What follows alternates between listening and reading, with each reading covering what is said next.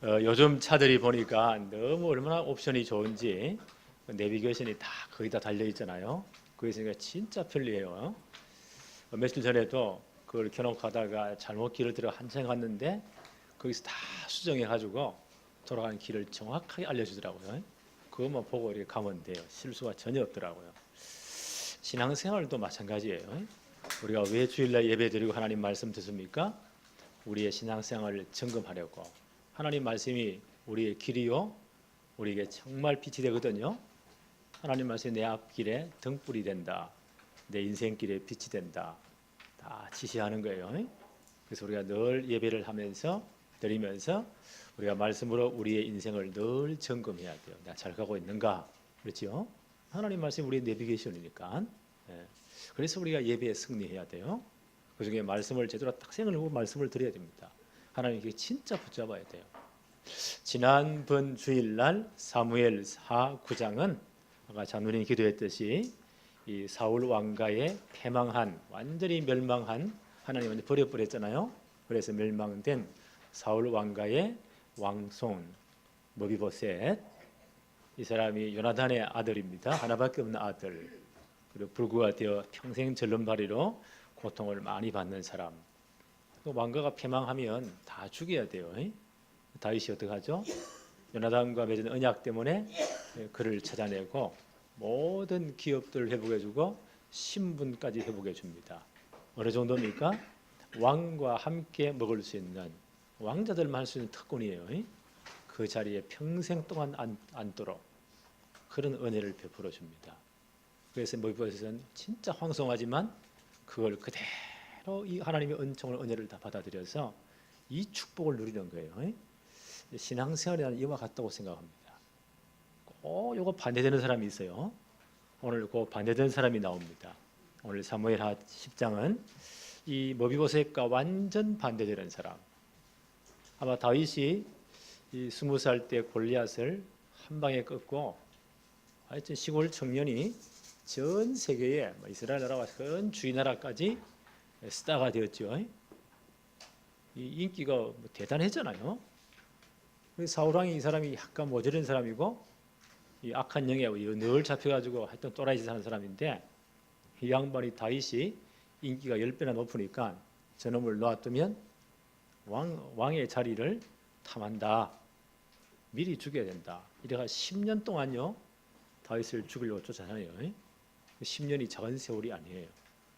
하나님은 그 엄청난 세월들을 다윗을 진짜 메시아 왕국의 예표가 되는 신정 왕국의 왕을 세우기 위한 모든 훈련 과정으로, 준비 과정으로 하나님이 삼으신 거예요.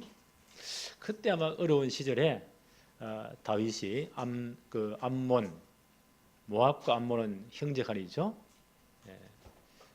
그 아브라함의 조카 롯의 아주 부정하게 낳은 아들들이에요. 저주받은 족속이에요. 그런데 이스라엘 굉장히 가깝지요. 아마 그 암몬의 그 나라의 그 족속에 가서 다윗이 아마 여러 가지 도움을 좀 받은 그 있는가 봐요. 그래서 그 암몬 왕이 죽었단 말이에요. 그 아들이 이제 왕이 되었겠죠. 초상이 나니까 다윗이 어떻게 합니까? 내가 받은 은혜가 있으니까 그에게 나도 은총을 베풀어야 되겠다. 조문객들을 보내는 거예요. 사절단을, 조문 사절단을 막 굉장히 많은 부조도 하고 이렇게 해서 사절단을 보내었어요. 하나님의 은혜를 갚기 위해서. 근데 이 암몬 왕이 어떻게 합니까? 한온이라는 사람이 그 은총을 거부해 버려요. 그 밑에 부하들이 아주 못된 놈들이 있어요. 왕이 생각해 보세요. 다윗이 진실로 당신 아버지가 죽어서 슬퍼서 조문객을 보낸 줄 압니까? 아닙니다. 우리나라를 지금 우리 성읍을 엿보고 침공하려고 스파이를 보낸 겁니다. 이 왕이 생각이 짧으니까 그게 꼬여가지고 그 종옥에 싹 다 잡아다가 수염을 절반 자르고, 그때 그 당시 이스라엘 사람들의 수염이 자기의 권위였어요. 자르고 굉장한 창피를 주는 겁니다. 옛날 조선시대 때 남자들이 상투를 짜는, 이건 권위의 상징이에요. 그 단발령이 일제어가지고 단발령 머리가 잘라, 뭐 그 길게 기르냐. 어떤 사람들은 양반집이 어떻게 했어요? 상투를 자르느니 차라리 내 목을 자르겠다. 자살한 놈도 있었어요. 그게 권위의 상징이니까. 그런 시대였단 말이에요. 그 당시가 수염을 반을 자르고 진짜 창피를 주는 겁니다. 이스라엘 사람 옷은 긴 가운 같은 거잖아요. 그걸 아예 막 엉덩이까지 잘라가지고 밑에 옷을 다 벗겨버리니까 하체가 다 보이는 거예요. 그건 정말 수치를 주는 겁니다. 이래야 그렇게 수치를 돌려보냈단 말이에요. 하나님의 은혜를 거부한 거예요. 이것은 다윗과 온 이스라엘을 모독하는 것이고 하나님을 모독하는 거예요. 하나님 나라를 모독하는 거예요. 그럼 이쯤 되면 이제 외교 때문에 이런 잘못된 것 때문에 전쟁이 벌어지겠죠. 오늘 그 장면이에요. 1번 봅시다. 은총을 거부한 암몬. 사무엘하 10장 1절 2절 봅니다. 그 후에 이 모비보셋 사건 이후에 이 모비보셋은 하나님의 은혜를 받아들여서 모든 신분 권세가 다 회복됩니다. 이 축복을 누리는 거예요. 나는 이게 신앙생활이라고 생각되어져요. 그 후에 암몬 자손의 왕이 죽고 그의 아들 한운이 대신해서 왕이 되었다. 그러니 초상을 치러야 되겠죠. 장례식을. 2절에 다윗이 이르되 내가 나하스의 아들 한운에게 은총을 베풀되 그의 아버지가 내게 은총을 베푼 것 같이 하리라. 아마 다윗이 진짜 어려울 때 이분이 도와줬던가 봐요. 그 은혜를 내가 베풀겠다 하고 다윗이 그의 신하들을 보내 그의 아버지를 조상하라. 조문객으로 사절단을 보내는 겁니다. 조상하라 하니라. 다윗의 신복들이 암몬 자손의 땅에 이르렀다. 이 암몬 자손 아까 말씀드렸죠. 암몬과 모압은 형제간이에요. 아브라함의 조카 롯이 그 딸들로 말미암아 낳은 아주 부정하게 낳은 그런 부끄러운 족속들이에요. 그러나 이스라엘과 굉장히 가까운 그런 사촌지간이죠. 그런 가까운 사람들이에요. 그럼 이 사람들이 어떻게 해야 돼요? 신명기 23장에 보니까 이 모압과 암몬이 영원히 저주를 받아요. 신명기 23장 3절에 암몬 사람과 모압 사람은 여호와의 총회에 들어오지 못하리니 그들에게 속한 자는 10대뿐 아니라 영원히 여호와의 총회에 들어오지 못하리라. 하나님 언약 백성의 반열에 못 들어온다. 하나님 딱 막아버린 거예요. 왜 그랬나요? 이 사람들이 출애굽에서 이스라엘이 나올 때 광야를 통과할 때 어떻게 했나요? 마지막 이제 가나안 땅을 앞에 놓고 모압 평지에 이스라엘 전체가 텐트를 치고 있었어요. 그때 모압과 암몬이 저 메소포타미아에 하여튼 점쟁이 비슷한 마수사 비슷한 하나님 이름도 부르고 귀신 이름도 부르고 축복도 기도도 이런 이상한 놈을 한 놈요. 점쟁이가 또 불러다가 복채를 엄청 주고 저 이스라엘 족속을 저주해 달라는 거예요. 저것들이 저 가나안 땅을 다 차지하면 우리가 지금 살 땅이 없어지니까 형제 족속이잖아요. 저것들을 저주해 달라고 이상한 놈 한 놈 불러와가지고 이래가지고 산꼭대기에 가가지고 그 이스라엘 전체를 보니까 어마어마하잖아요. 그래서 저걸 저주해 달라. 그래서 발람이란 이런 점쟁이에게 이 양반이 가가지고 그거 보고 저주하려고 폼을 딱 잡는데 하나님의 신이 역사해가지고 저주는커녕 그 입에서 뭐가 나와요? 이스라엘을 축복하는 말이 나온단 말이에요. 그래 모압과 이 암몬 왕이 엄청난 돈을 줬는데 아니 저주는 거기서 축복하는 이 말이 되냐? 근데 이 점쟁이 하는 말이 하나님의 영이 그렇게 나를 감동한 나도 어쩔 수 없다. 그때 모압과 암몬이 어떻게 합니까? 엄청난 돈을 주면서 저 이스라엘 전체를 무너뜨릴 스스로 망하게 할 비법을 우리에게 말해달라. 이 암몬이 얼마나 악한 꾀를 냅니까? 이스라엘 남자들을 아주 꼬셔가지고 하나님이 가장 싫어하는 우상 숭배를 하게 만들면 하나님이 그들을 완전 박살내가 스스로 망할 것이다. 이래가지고 모압과 암몬의 예쁜 여자들을 싹 다 골라가지고 미인기를 골라가지고요 이스라엘 남자들을 꼬셔온 거예요. 이래가지고 우상 숭배에 참여하도록. 이가 이스라엘이 어마어마한 또 문제가 생깁니다. 이렇게 괴롭힌 족속이 모압과 암몬이에요. 이것들이 왜 그랬는지 모르겠어요. 우리나라 말에 못된 우리나라 습관이 있죠. 사촌이 노는 사람은 어떻게 해야 돼요? 왜 배가 아파? 그 영적 우리 민족 영적 문제예요. 그게. 놈이 잘 되는 걸 못 봐. 모압과 암몬이 꼭 비슷하죠. 이거 고쳐야 돼요. 복음으로. 하나님 뭐라고 선포하시죠? 모압과 암몬 족속은 영원히 여호와의 총에 못 들어온다. 그 10대뿐 아니라 영원히 하나님의 총에 못 들어온다. 그런 저주받은 족속이에요. 그런데 하나님의 복음이 얼마나 위대하냐. 그 모압 족속 가운데 누가 나왔어요? 다윗의 정조 할머니 루시 모압 출신이에요. 이게 복음의 능력이에요. 그쯤 되시니까 아마 이 사람들과 이스라엘과 여러 가지 이제 교통이 왔다 갔다 했겠죠. 다윗이 진짜 어려움을 당할 때 암몬 족속이 다윗을 정말 도와준 거예요. 다윗이 너무 고맙잖아요. 그 암몬 왕이 죽었으니까 그 아들이 이제 왕이 되었잖아요. 그 장례식에 조문 사절단을 엄청난 사절단을 이제 예의를 갖춰서 보냈단 말이에요. 당연히 그래야 되겠죠. 그럼 암몬 족속 어떻게 해야 돼요? 그 조문기를 받아들이고 환영해야 돼요. 그럼 하나님의 은혜를 받는 거예요. 그런데 어떻게 했나요? 그 악한 신하의 말을 듣고 그 조문객들을 엄청난 창피를 줘가지고 이렇게 돌려보내는 거예요. 3절 한번 볼까요? 암몬 자손의 관리들이 그들의 주 한온에게 말하되 왕은 다윗이 조객을 당신에게 보낸 것이 왕의 아버지를 공경함인 줄로 여기시나이까? 다윗이 그의 신하들을 당신에게 보내 이 성을 엿보고 탐지하여 함락 쓰기고자 함이 아니니까 하니. 이런 악한 놈들이 있어요.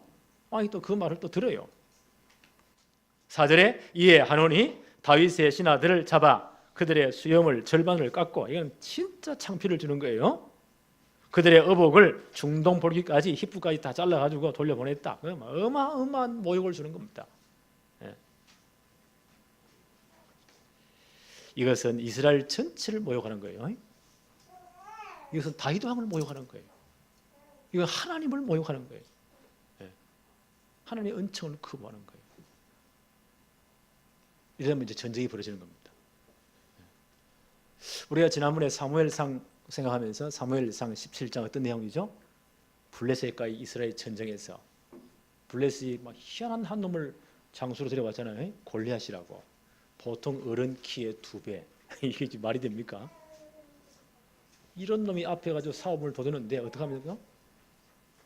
이스라엘 전체를 모독하잖아요. 하나님 믿는다면서, 하나님이 살아있다면서, 너희가 하나님 백성이라면서 한 놈 내보내라는 거예요. 나하고 1대1로 맞짱 떠서 내가 지면 우리 전체 너희 종이 되고 내가 이기면 너희 전체 우리 종이 된다. 전쟁 간단하게 하자. 밤낮 없이 아침 저녁 와가지고 고함을 지르면 하나님 백성을 모독하는 거예요. 그때 다윗이 20살 때 아버지 심부름 형들이 저 전쟁에 가 있으니까 심부름으로 뭘 갖다 주다가 그 말을 들은 거예요. 다윗의 마음속에 어려운 분노가 치솟는 겁니다. 저 할례 없는 이방인이 하나님을 모독하다니, 이스라엘 백성을 모독하니 이게 말이 되냐? 내가 나가겠다 이제. 한 방에 끝내잖아요. 그와 비슷한 사건이에요. 이스라엘 전체를 지금 모독한 거예요. 그럼 다윗이 어떻게 해야 돼요? 당장 나와서 하나님 명예를 걸고 야들을요, 이 사람들을 완전 본때를 보여줘야 돼요. 박살을 내야 돼요. 자, 6절 한번 볼까요? 이제 이 두 나라 사이가 심각하겠죠. 암몬 자손이 눈치를 채었어요. 6절에 암몬 자손들이 자기들이 다윗에게 미움이 된 줄 알고, 외교 이제 이 나라 사이 전쟁이 벌어지는 겁니다. 알고 암몬 자손들이 어떻게 대비를 해요? 사람을 보내 가지고 벳르홉 아람 사람과 소바 아람 사람을 보병 2만 명과 마가 왕과 그의 사람 1000명과 돕 사람 12,000명을 고용, 용병들을 고용하는 거예요. 엄청난 돈을 주고. 이 나라 돈이 많은 것 같아요. 그러니까 이 군인들만 33,000명을 돈을 주고 고용해 가지고 지금 이제 전쟁이 벌어지는 겁니다. 7절에 어떻게 해요? 다윗이 듣고, 그럼 어떻게 다윗이 앞장서서 나가야 돼요. 근데 이 양반이 이런 실수를 합니다. 당연히 이스라엘의 수치를 갚아야 돼요. 이 양반이 20살 때는 모습 보세요. 그 콜렛의 말을 듣고 이스라엘 전체를 대표해서 예수님의 마음으로 한 방에 끝냈잖아요. 하나님의 모든 영광을 다 찾습니다. 당연히 출전해야 되는데 7절에 어떻게 했나요? 다윗이 듣고 누구를 보냅니까? 요압과 용사의 온 무리를 보내었다. 요압 장군을 대신 보내요. 이제 다음 주에 11장에 왜 이게 잘못됐는가를 이야기할게요. 그 사절단들이 얼마나 섭섭하겠어요. 사절단은 다윗 대신 간 거잖아요. 다윗이 당한 창피와 똑같아요. 다윗이 당연히 가서 하나님의 이름을 명예를 회복해야 돼요. 그 다윗이요, 자기는 안가 왕궁에 있고 자는 안에 있고 그 밑에 부하들 장수를 요압 장수를 내어 보냅니다. 네.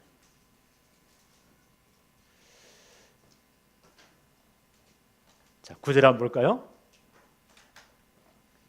요압이 자기와 맞서 앞뒤에 친 적진을 보고 이스라엘을 선발한 자중에 또 엄선하여 아람 사람과 싸우려고 진을 쳤다. 이번에 이제 전쟁이 이제 시작되는 겁니다. 10절에 그 백성의 남은 자를 그 아비새의 수하에게 맡겨 암몬 자손과 싸우려고 진을 쳤다. 요압이란 이 장수가 이스라엘 전 군대를 두 표로 나누죠. 이 암몬 자손들이 군대를 엄청나게 끄고 또 아람 사람들을 3만 3천을 용병으로 고용했잖아요. 두 대로 나눠서 지금 이제 전쟁이 벌어지는 겁니다. 12절에 요압이 이렇게 그 동생 장군에게 이렇게 말을 해요. 너는 담대하라. 우리가 우리 백성과 우리 하나님의 성읍들을 위하여 담대하자. 싸움의 명분이 분명한 거요.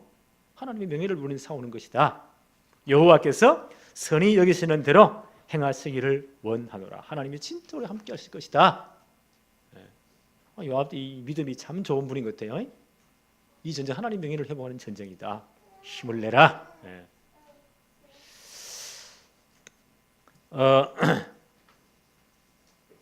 14절 한번 볼까요? 암몬 자손은 아람 사람이 도망함을 보고 이 엄청난 돈을 주고 3만 3천 명 보병들을요 고용을 했잖아요. 용병을 고용했잖아요. 이 사람들이 다윗 군대를 보고 막 급에 질려 가지고는요 아람 사람들이 도망해 버립니다. 용병들이 그들도 아비새 앞에서 도망하여 성읍으로 들어간지라. 그러니까 암몬 자손들도요 자기들도 도망해 버린 거예요. 전쟁에서 완전 기가 죽어가지고 이 두 부대가 다 도망을 갑니다. 요압이 암몬 자손을 떠나 예루살렘으로 돌아갔다. 이제 휴전이 된 거예요. 그래서 진짜 도망을 가다 보니까 이 아람 사람들이 엄청난 암몬 자손들에게 돈을 받고 지금 고용이 됐잖아요. 사업도 못하고 자기들 도망왔으니까 진짜 쪽팔리잖아요. 이 소문이 쫙 날 거잖아요. 이 사람들은 전쟁 대신에도 돈을 받아 벌어먹고 사는 사람들인데 이렇게 도망을 가버렸으니까 누가 자기들을 고용하겠어요. 그 열이 받치니까 전 아람 사람들 다 끌어모아서 다윗을 이제 박살내려고 다 모인 겁니다. 자, 계속 성경 말씀을 봅시다. 15절에 아람 사람이 자기가 이스라엘 앞에서 패하였음을 보고 다 모임에 전 아람 사람들을 다 군대를 다 끌어모읍니다. 16절에 핫달 에셀이 사람을 보내 강 건너쪽에 있는 아람 사람을 불러내매 그들이 헬렘에 이르니 핫달 에셀의 군사령관 소박이 그들을 거느린지라. 엄청난 이제 부대를 끌고 모아가지고 다윗에게 이제 보복하려고 지금 다 모인 거예요. 이 소식을 다윗이 들었어요. 전쟁이 심각하잖아요. 다윗이 직접 출전을 합니다. 다윗은 싸움에 아주 용장이잖아요. 17절 어떤 사람이 다윗에게 알림해 그가 온 이스라엘을 모으고 전 군대를 동원해 가지고 요단을 건너 헬람의 이름에 아람 사람들이 다윗을 향하여 진을 치고 더불어 싸우더니 18절 볼까요? 아람 사람이 이스라엘 앞에서 도망한지라. 다윗이 아람 병거 700대와 어마어마하죠. 마병 4만 명을 죽이고 이 아람 사람들이 박살나는 겁니다. 다윗의 군대 앞에. 또 군사령관 소박을 치매 거기서 죽으니라. 다윗이 대성을 합니다. 이쯤 되니까 아람이 이제 만약 이거 지금 이제 화친을 안 하면, 항복 안 하면 이제 다 박살나고 다 죽거든요. 19절 볼까요? 핫다레스에 속한 왕들이 자기가 이스라엘 앞에서 패함을 보고 이스라엘을 어떻게 했다고요? 화친을 하고 섬기니, 그러므로 아람 사람들이 두려워하여 다시는 암몬 자손을 아무리 돈을 많이 준다 해도 돕지 않았다. 아람이 이제 이스라엘이 항복하고 화친을 청해서 그들은 살아남은 거예요. 자, 여기에 중요한 메시지가 있어요. 예, 여기에 중요한 메시지가 있어요. 이 다윗은 누구를 예표해요? 오실 그리스도를 예표해요. 다윗의 왕국은 메시아 왕국을 예표해요. 예. 그래서 오실 메시아 예표인 다윗과 화친함을 이들이 멸망하지 않잖아요. 그래서 바울은 이렇게 우리에게 말씀을 해요. 고린도후서 5장 20절과 21절에 그러므로 우리가 그리스도를 대신하여 사신이 되어 하나님이 우리를 통하여 너희를 권면하시는 것 같이 그리스도를 대신하여 간청한다. 너희는 하나님과 화목해라. 하나님과 화친하라는 거예요. 너희 모두는 창세기 3장 저주 아래 하나님과 원수된 사람들이 아니냐. 그대로 영원히 우리는 멸망하고 지옥 가야 돼요. 그래서 망하기 전에 하나님과 화목해라. 하나님과 화친하라는 거예요. 하나님이 왜요? 화친을 하나님이 모든 근거를 마련해 주었잖아요. 하나님이 죄를 알지도 못하신 이를 우리 대신하여 죄로 삼으신 것은 그 아들을 보내 우리 대신 십자가에 못 박았잖아요. 그래서 그 안에서 하나님의 의가 되려 하십니다. 이 길을 하나님이 열어놓았다. 그래서 망하기 전에 하나님과 화목해라. 하나님과 화친을 해라. 이게 복음이에요. 로마서 5장 8절에 우리 너무 잘 아는 말씀이잖아요. 우리가 아직 죄인 되었을 때에 그리스도께서 우리를 위하여 죽으심으로 하나님께서 우리에 대한 자기의 사랑을 확정하셨다. 이게 하나님의 사랑이에요. 우리는 창세기 3장 이후에 모든 이 땅의 사람은 로마서 3장 23절 모든 사람이 먼지 아래 태어났으므로 죄를 범하였으며 하나님 영광을 이룰 수 없어요. 죄에 대해 끌어 죽고 영원히 지옥에 멸망해. 어쩔 수 없어요. 이런 우리를 건지기 위해서 하나님이 먼저요 그 아들을 대신 보내신 겁니다. 아직 우리가 죄인 되었을 때 방법이 하나밖에 없어요. 그 아들을 대신 보내서 우리 대신 십자가에서 모든 죄를 물어서 죽이시는 겁니다. 그래서 하나님 우리에 대한 자기의 사랑을 확정하셨다. 이게 복음이에요. 로마서 5장 10절과 11절에 곧 우리가 원수 되었을 때에 그의 아들의 죽으심으로 말미암아 하나님과 화목되었은즉. 그렇죠. 하나님은 그 아들을 예수 그리스도를 화목제물로 내놓으신 거예요. 우리를 건지시기 위해서. 그래서 십자가에 못 박으신 거예요. 곧 우리가 원수 되었을 때에 그의 아들의 죽으심으로 말미암아 하나님과 화목되었은즉 화목하게 된 자로서는 더욱 그의 살아심으로 말미암아 구원을 받을 것임이니라. 그렇죠. 십자가에서 모든 문제를 끝내시고 무덤에 성경의 예언대로 장사지는 바 되었다가 성경의 예언대로 그가 그리스도라는 증거로 사흘 만에 부활하셔서 우리를 구원할 복음을 완성하신 것입니다. 우리가 이 복음을 믿고 그렇죠? 그리스도 영접하고 하나님과 화목된 자가 되었고 구원받은 하나님의 백성이 된 것입니다. 엄청나잖아요. 네. 바울은 계속 이렇게 말합니다. 로마서 5장 11절에 그뿐 아니라 이제 우리로 화목하게 하신 우리 주 예수 그리스도로 말미암아 하나님 안에서 또한 즐거워하느니라. 우리가 구원받고 이 구원의 기쁨을 누릴 수가 있다는 거예요. 그래서 우리가 이 복음 받고 우리는 하나님 백성이 된 거예요. 그래서 완전히 우리를요 고장난 인생을 고쳐준 것이 아니고 리페어가 아니에요. 아예 새로운 피조물로 우리를 완전히 바꾸어 버렸어요. 우리의 본질을 바꾸어 버렸어요. 이 복음이 종교생활 같이 뭘 열심히 하고 착하게 살고 또 양심적으로 살고 도를 닦고 선행을 행하고 그래서 우리 인생을 바꾸는 게 아니에요. 우리를 완전 새롭게 만들어 버려요. 그게 복음이에요. 네. 고린도 후서 5장 17절 그런즉 누구든지 그리스도 안에 있으면 예수 믿으면 뭐 됐다고요? 새로운 피조물이라. 그렇죠. 이전 것은 지나가서니 보라 새 것이 되었도다. 완전 재창조함, 리크리에이션, 재창조함 받은 사람이 되었다. 새 피조물이 된 거예요. 완전 바뀌어 버렸어요. 그게 구원이에요. 그게 우리 복음을 잘 이해해야 돼요. 종교 생활 우리 열심히 살고 선을 행하고 막 노력하고 애쓰고 윤리적으로 살고 고상하게 살고 그래서 우리 인생을 수리하는 그 정도가 아니에요. 그건 종교의 기능이에요. 그게 선행의 기능이에요.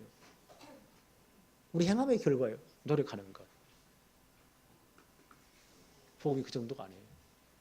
우리를 완전 그리스도 안에서 새롭게 새 피조물로 바꿔버렸다. 재창조함. 영어로 말하면 리크리에이션이에요. 완전 새롭게 창조해버렸다. 하나님이 이 복음을 우리 주신 겁니다. 그리스도를 화목제물로 내어놓으시고 하나님과 화목하게 하시고 그렇죠? 그 복음 받은 우리가 재창조받은 하나님의 새로운 백성이 된 겁니다. 이게 복음의 능력이에요. 그래서 우리는 매주 이 복음을 점검해야 돼요. 이 복음 안에 진짜 우리 있어야 돼요. 자, 복음 안에 있는 새 피조물 된 우리에게 이렇게 말씀을 합니다. 고린도후서 5장 18절 19절에 모든 것이 하나님께로서 났으며 그가 그리스도로 말미암아 우리를 자기와 화목하게 하시고 그렇지요. 또 우리에게 화목하게 하는 직분을 주셨다. 구원받은 우리에게 화목하는 직분을 주셨다. 곧 하나님께서 그리스도 안에서 계시사 세상을 자기와 화목하게 하시며 그들의 죄를 그들에게 돌리지 아니하시고 화목하게 하는 말씀을 우리에게 부탁하셨느니라. 이게 복음이에요. 이 복음을 부탁하셨다. 우리와 화목하기 위해서 그리스도를 보내서 모든 문제를 끝내시고 그렇죠? 복음을 완성하셨고 그리고 우리가 마음으로 믿고 입으로 시인해서 구원받은 백성이 되게 하셨고 우리는 새 피조물이 된 거예요. 재창조함 받은 하나님 백성이 된 거예요. 이거 절대 변하지 않습니다. 이런 우리가 뭘 주셨다고요? 하나님과 화목하라 하는 직분을 주셨다는 거예요. 화목하라는 말씀을 주셨다는 거예요. 그게 우리의 복음을 주셨다는 거예요. 이 복음을 증거하라는 거예요. 하나님과 원수된 자들에게 하나님과 화목되는 이 길을 증거하라는 거예요. 그 말씀 우리에게 부탁하셨다는 거예요. 엄청난 축복이잖아요. 그래서 오늘 이제 말씀 앞에 서서 우리의 주인 하나님의 이 중요한 축복들을 잘 점검해야 돼요. 그래서 우리 주위에 찾아봐야 돼요. 이 화목하는 복음을 증거할 하나님과 진짜 화목해야 될 사람이 누구인가?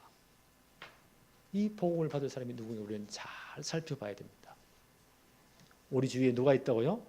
반드시 이 사람은 있어요. 사도행전 13장 48절의 사람. 하나님이 이미 영생을 주시기로 작정해 놓은 사람이 있어요. 그래서 그리스도를 보내시고 십자가에서 모든 문제를 끝내시고 부활하심으로 복음을 완성해서 이 복음을 받고 구원 주시기로 하나님이 작정해 놓은 사람이 있다는 거예요. 그 사람을 찾는 거예요. 내가 꼬셔오는 게 아니에요. 전도를 하니까 뭐 어디서 사람을 꼬셔옵니까? 이 사람은 어떻게 해서 그걸 데려오냐? 그거는 복음회사지, 그렇죠? 복음이 그런 정도가 아니에요. 우리 누구를 찾는다고요? 하나님 이미 만세전에 영생을 주시기로 작정해 놓은 사람. 이미 그를 위해서 그를 너무 사랑하셔서 그 아들 그리스도를 먼저 보내시고 십자가에 다 끝냈잖아요. 복음 완성하셨잖아요. 이 복음 받고 하나님과 화목되고 이 축복을 누릴 사람을 이미 작정해 놓았다는 거예요. 그 사람을 찾아라는 거예요. 이게 전도예요. 어떻게 하면 돼요? 기도하면 돼요. 다시 한번 이제 복습합시다. 우리 주위에 가장 가까운 우리 가족들 아니겠어요? 하나하나 기도해 보세요. 우리 렘넌트들은 아직 안 믿는 부모님들 진짜 기도하세요. 성경은 분명히 이렇게 말합니다. 주 예수를 믿으라. 그리하면 너와 너의 집이 구원을 받으리라. 내가 예수 믿었다. 우리 집 전체 하나님의 계획이 있어요. 그렇죠? 우리 집안 전체 하나님의 계획이 있어요. 그게 뭐가 있다고요? 하나님 이미 영생을 주시기로 작정해 놓은 사람이 있어요. 그 가족들이 진짜 기도해야 돼요. 그건 내 마음에 담깁니다. 이제 벌써 2019년 2월달 다 가요. 이제 주수 남았어요. 이렇게 세월이 빨리 가. 하나님 올해 안에 정말 우리 가족도 완전히 예수 믿지 않는 사람들 하나님의 계획이 있다면 내가 전도할 수 있도록 정말 복음 전할 수 있도록 하나님 은혜를 주세요. 그분이 이 복음을 받을 수 있도록 하나님 내게 은혜를 주세요. 정말 한번 기도해 보세요. 하나님이 시간표를 따라 정확하게 역사합니다. 하나님 그 마음도 다 오픈시키세요. 우리는 대충 말해도 하나님 성령의 역사에서 알아듣게 만들어요. 단 가족들을 전도하면서 많은 시간이 요구돼요. 어떤 분이 이랍니다. 아니 네 가족도 네 부모도 전도 못하는 인간이 뭐 전도로 다녀? 그거 모르는 소리요. 그거 전도 안 해본 사람이에요. 제일 쉽고 어려운 게 가족들이에요. 가족들이에요. 어떤 자녀는 어머님이 일평생 기도 안 들어온 사람이 있어요. 그런 사람이요. 그 어머니 죽고 난 다음 장례식 후에 오는 사람도 있어요. 그게 하나님의 시간표예요. 그래서 우리가 늘 낙심을 많이 먹고 진짜 기도해야 돼요. 우리 가족 전체 하나님의 계획이 있으니까 올해 정말 기도하십시다. 그리고 우리 주위에 늘 보는 사람, 생활 반경 10분 안에 있는 사람 많이 있잖아요. 한 사람 한 사람 기도해 보세요. 마음에 담고. 기도할 때 하나님 어떻게 하신다고요? 너희 마음과 생각을 지키시리라. 또 오는 사람이 있다고요. 저 사람이 예수 믿어야 되는데 저 완전 창세 2, 3장 저주에 불신자만 12가지 시간 앞에서 그대로 지금 많이 가는구나. 참 안타깝다. 저 사람 복음 받아야 된다. 라고 내 마음에 감동되는 사람이 있어요. 그 사람이 하나님께서 영생을 주시기로 작정된 사람일지도 몰라요. 이름 적어놓고 기도하세요. 하루에 한두 번씩 진짜 간절히 기도하세요. 시간표는 누가 움직여요? 하나님 움직이십니다.